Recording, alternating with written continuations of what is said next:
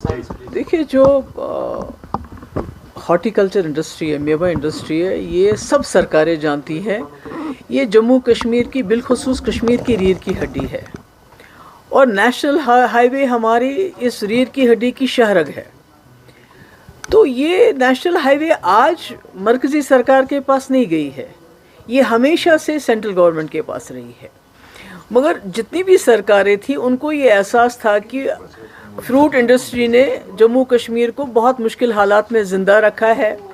ये लाखों लोगों को रोज़गार देती है, ये लाखों जो करोड़ों रुपए की इसकी आमदनी होती है जिससे यहाँ घर चलते हैं, हमारा स्टेट चलता है। तो उनका ये होता था कि कोशिश होती थी कि ये नेशनल हाईवे जल्द से जल्द इसको ठीक किया जाए। तो आज भी उमर साहब ने गडकरी जी को फ़ोन किया, मगर ये फ़ोन वो आज से 15 दिन पहले भी कर सकते थे। हम ये तो सबको पता है कि नेशनल हाईवे जम्मू कश्मीर के पास नहीं है। ये हमेशा से फारूक साहब का टाइम हो, मुफ्ती साहब का टाइम हो, मेरा टाइम हो, हमेशा ये मरकज़ी सरकार के पास रहती है।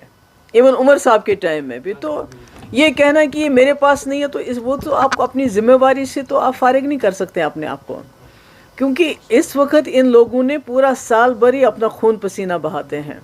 उसके बाद बैंकों से लोन लेते हैं, कर्जा लेते हैं, और आज करोड़ों रुपए का, अरबों रुपए का फ्रूट हमारा ज़ाया हो गया है। और अभी भी सड़क पे मतलब कितनी देर ये सड़क ठीक रहेगी हमें पता नहीं है।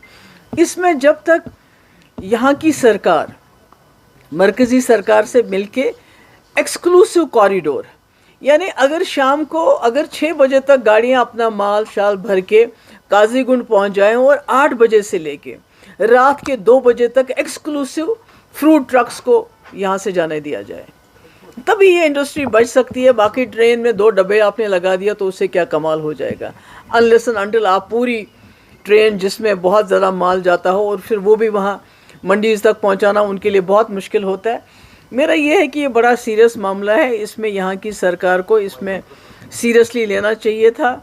और गडकरी साहब के साथ मसला उठाते हुए ये बात बहुत पहले हमें रफ़ा दफ़ा की होनी चाहिए थी। मैंने 2 सितंबर को इस पे बयान दिया था, क्योंकि तभी मुझे पता लग रहा था कि ये जो अगर अभी इसमें कार्रवाई नहीं करेगी सरकार तो आने वाले वक्त में हमारे लोगों को, हमारे किसानों को बहुत दिक्कतें होंगी, क्योंकि टूरिज़्म तो ऑलरेडी ठप हो चुका है, आप देख रहे हैं।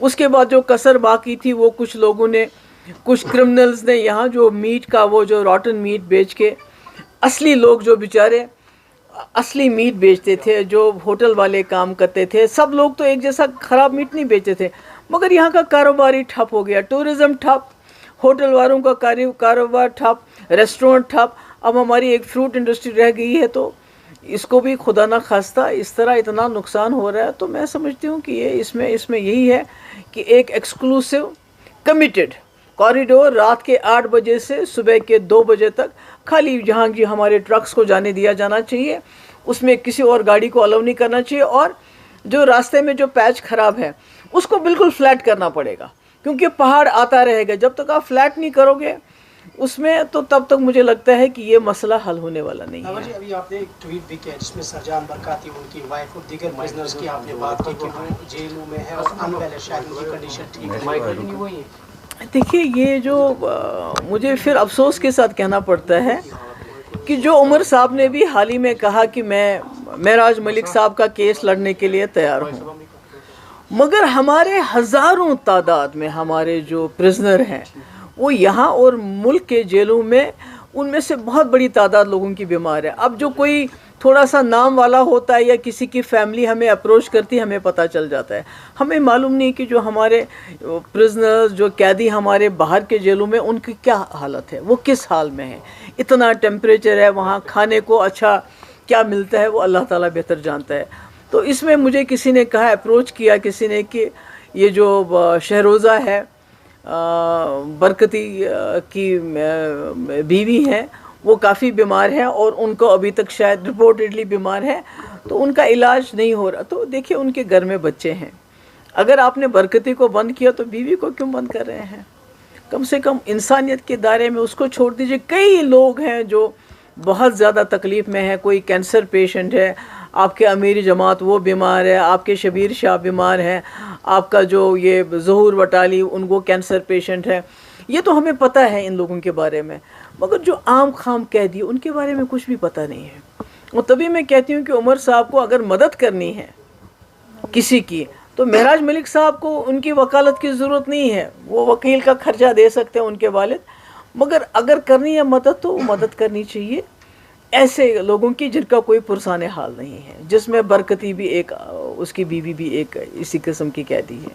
Thank you so much.